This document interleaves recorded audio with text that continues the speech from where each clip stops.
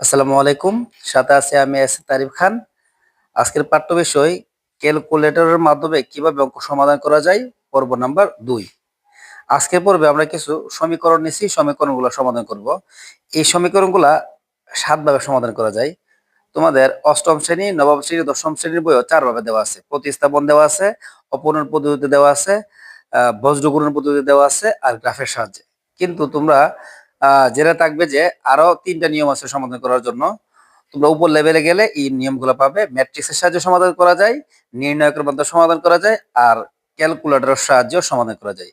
তাহলে 7 নিয়মে এই অঙ্কগুলো সমাধান করা যায়। আমি প্রথম থেকে আবার বলতেছি: অপনয়ন, বজ্রগুণন, আহ প্রতিস্থাপন, নির্ণায়ক, ম্যাট্রিক্স, গ্রাফস, আর হলো ক্যালকুলেটরের সাহায্যে। আজকের পর্বে ক্যালকুলেটর আমি তোমাদের দেখাবো এই অঙ্কটা কিভাবে সমাধান করা যায়। এটা সমাধান করার জন্য তোমাদের কিছু জিনিস জানতে হবে। দেখো, আমি জিনিসগুলো জানাই তোমাদের। যেমন এখানে এক্স এর যে সহগ আছে, এই সহগটা প্রকাশ করা হয় a1 দিয়ে, ঠিক আছে। ওয়াই এর যে সহগ আছে তাটা প্রকাশ করা হয় p1 দিয়ে, b1 দিয়ে, ঠিক আছে। এই 10 রে প্রকাশ করা হয় c1 দিয়ে। এখানে এক্স এর যে সহগ আছে, যেহেতু এটা 1 নাম্বার লাইন, তা 1 1 1 দ্বারা প্রকাশ করা হবে, এ বি সি, আর সবগুলোর সাথে 1 হবে।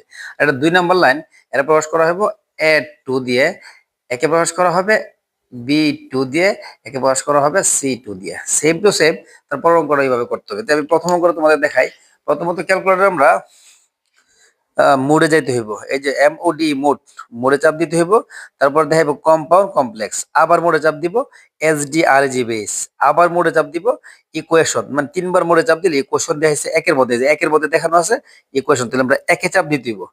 একে গিয়ে দেখাবে আমাদের আননোন। এখানে আননোন দিয়ে বুঝেছে আমরা কি 3 চলক নিয়ে কাজ করতেছি না 2 চলক নিয়ে কাজ করতেছি। আমরা 2 চলক নিয়ে কাজ করতেছি, এক্স আর ওয়াই। যদি সমীকরণটা এক্স ওয়াই জেড নিয়ে কাজ করতো, মানে হায়ার বেতে আছে এক্স ওয়াই জেড, যদি সমীকরণটা এক্স ওয়াই জেড নিয়ে কাজ করতো, তাহলে আমাদের 3 চলকে কাজ করা লাগলো। এখন আমাদের 2 চলক নিয়ে কাজ করতে হবে। মানে আমরা আননোন হবে 2, আমরা 2 যদি চাপ দিই, 2 যদি আমরা চাপ দিই, তাহলে আমাদের দেখাবে a1। এই যে a1 আমি আগে লিখে রাখছি। এখানে এক্স এর যে সহগ আছে 3, এই হচ্ছে a1। আমরা 3 এ চাপ দেব, এই যে 3 এ চাপ দিব, দেখাবে দিয়ে সমানে চাপ দিব, দেখাবে b1। তারপর দেখো ওয়াই এর সাথে আছে 2, 2 মানে হচ্ছে b1। এই যে আমাদের b1 এর মানে হচ্ছে 2। আমরা এখন 2 লিখা সমানে চাপ দিব, ঠিক আছে। 2 লিখা সমানে চাপ দিলাম। তারপরে দেখা যায় c1, c1 আছে আমাদের 10। এখন আমরা 10 লিখা সমানে চাপ দিব, আমাদের অটোমেটিকলি দেখাবে a2। এখানে a2 বলতে হচ্ছে 2, ঠিক আছে। সমান লিখ সমান চাপ দিব। তারপর দেখা যাচ্ছে আমাদের b2, b2 এর মানে হচ্ছে -3। শুধু 3 না, কিন্তু প্লাস হইলে প্লাস তোলা লাগে না, কিন্তু মাইনাস হইলে মাইনাস তোলা লাগবে। আমাদের বলতে হবে মাইনাসের কত, মাইনাসের কত 3, মাইনাসের 3 এ চাপ দিলাম আমরা, ঠিক আছে। তারপর সমানে চাপ দিব, দেখাবো c2, c2 হচ্ছে আমাদের কত, -2। এই যে -2 লিখে আমরা সমানে চাপ দিব। দেখো আমাদের এক্স এর উত্তর দেখা যাচ্ছে 2। আবার যদি আমরা সমানে চাপ দিই, তাহলে ওয়াই দেখাবো ওয়াই এর মানও 2। তাহলে এই অঙ্কের সমাধান হইলো, এই অঙ্কটা সমাধান করলে এক্স এর মান হবে 2, ওয়াই এর মান হবে কি 2। দেখো কত সুন্দরভাবে অঙ্কটা সমাধান করা যায়। এটা এমসিকিউ তে আসবে, এমসিকিউ তোমরা এইভাবে সমাধান করবা। তারপর আমরা এর পরের অঙ্কটা সমাধান করতে দেখো। এর পরের অঙ্কটার মধ্যে আমরা এই যে e2 হলো a1, এক্স এর সহগ হলো a1, ওয়াই এর সহগ হলো b1, আর 23 হলো c1। একইভাবে এই যে এক্স এর সহগ হলো, এই যে এটা হলো a2, ওয়াই এর সহগ -2 হলো b2, আর সি হলো c2। দেখো আমরা ক্যালকুলেটরে আমরা সমাধান করতেছি। ক্যালকুলেটর সমাধান করতে গেলে আমাদের কি করতে হবে? প্রথম দেখো তো, প্রথমে আমাদের আবার আগের জায়গায় যেতে হইব। আমরা a1 আমরা মোডটা ঠিক করে নিই। মোডে চাপ দিয়ে একে চাপ দিলাম, দিলে এটা ঠিক হয়ে যাবে। আবার প্রথম দিকে যেতে হইব।